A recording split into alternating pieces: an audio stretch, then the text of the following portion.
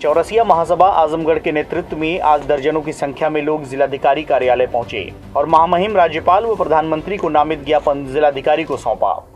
पत्रकारों से बातचीत में चौरसिया महासभा के संरक्षक मिथिलेश चौरसिया ने कहा कि संसद के मानसून सत्र में केंद्र सरकार द्वारा बताया गया कि 2021 में होने वाली जनगणना जाति आधारित नहीं होगी, जिससे समस्त पिछड़ा वर्ग और अपने राजनीतिक व संवैधानिक अधिकारों के लिए प्रयासरत चौरसिया समाज में घोर निराशा व्याप्त है।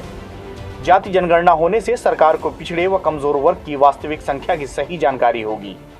उनके राजनीतिक व संवैधानिक हितों को ध्यान में रखते हुए सरकार की योजनाओं की सुचारू क्रियान्वयन को बल मिलेगा।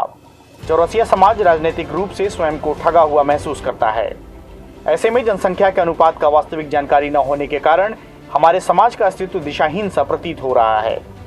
संपूर्ण चौरसिया समाज व पिछड़ा वर्ग की भावनाओं को ध्यान में रखते हुए उनके हितों की रक्षा हेतु वर्ष 2021 की जनगणना को जाति आधारित कराना, उसके रिपोर्ट को सार्वजनिक करना न्यायोचित होगा। आगे मिथिलेश चौरसिया ने कहा कि अगर हमारी मांगें पूरी नहीं होती हैं तो आगामी 2022 और 2024 के चुनाव में चौरसिया समाज एक बैनर के तले चुनाव लड़ेगा, जिससे उत्तर प्रदेश सरकार और केंद्र सरकार दोनों को नुकसान होगा। समस्या ये है कि भारत सरकार द्वारा पिछड़ा समाज को आरक्षण देने की बात कही जाती है, लेकिन 2021 के सत्र में जब मानसून सत्र संसद में बैठा तो आदरणीय प्रधानमंत्री जी द्वारा संसद सत्र को बर्खास्त कर दिया गया और पिछड़ा वर्ग के जो भी जातियां हैं उन्हें आरक्षण विहीन कर दिया गया।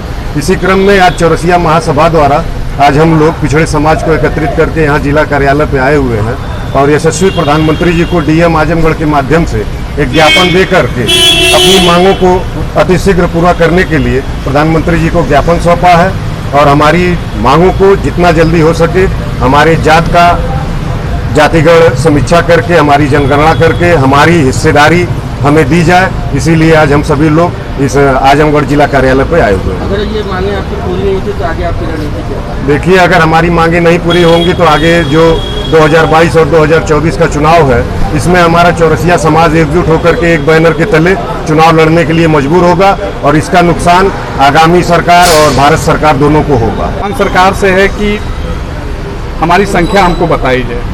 हम पिछड़ों को 27% देकर और उसमें तमाम 39-40 जातियां लगातार सरकार जो है सबमिट कर रही है। एक ही कमरे में ऑलरेडी 79 जातियां हैं और उसमें 39 लोगों को और डाल दिया गया। एक ही कमरे में स्पेस जो है क्यों घटाया जा रहा है? अगर स्पेस जो है घटाया जा रहा है तो हमारा आरक्षण भी बढ़ना चाहिए, पहली चीज़। दूसरी चीज़, जातिगत जनगणना। अगर कोई समाज ये कहता है मैं 18% हूँ, कोई कहता है मैं 20% हूँ, कोई कहता है 16% हूँ, 100 में सब हैं, तो क्यों ना सबको जातिगत जनगणना, जातिगत आधारित जनगणना क्यों ना सरकार करवाए, कर्नाटक मॉडल की तरह। जिस तरह से वहाँ विश्वरमैया जो है मुख्यमंत्री 2015 में कर्नाटक के जातिगत जनगणना करवाए, आखिर वहाँ 64% आबादी पिछड़ों की निकली।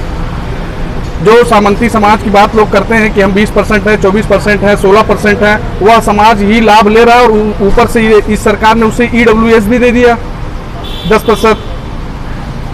जो लोग ऑलरेडी मतलब व्यवस्थित है उनको और व्यवस्था अलग से दी गई, जबकि हमारे समाज को हम 54% लोग हैं और वो भी क्लियर नहीं, 52 है कि 60 है, हम बढ़े हैं घटे तो हैं नहीं, और उस पर भी हमें मात्र 27% सिमटा कर और भी लोगों को उसमें एडिट किया जा रहा है।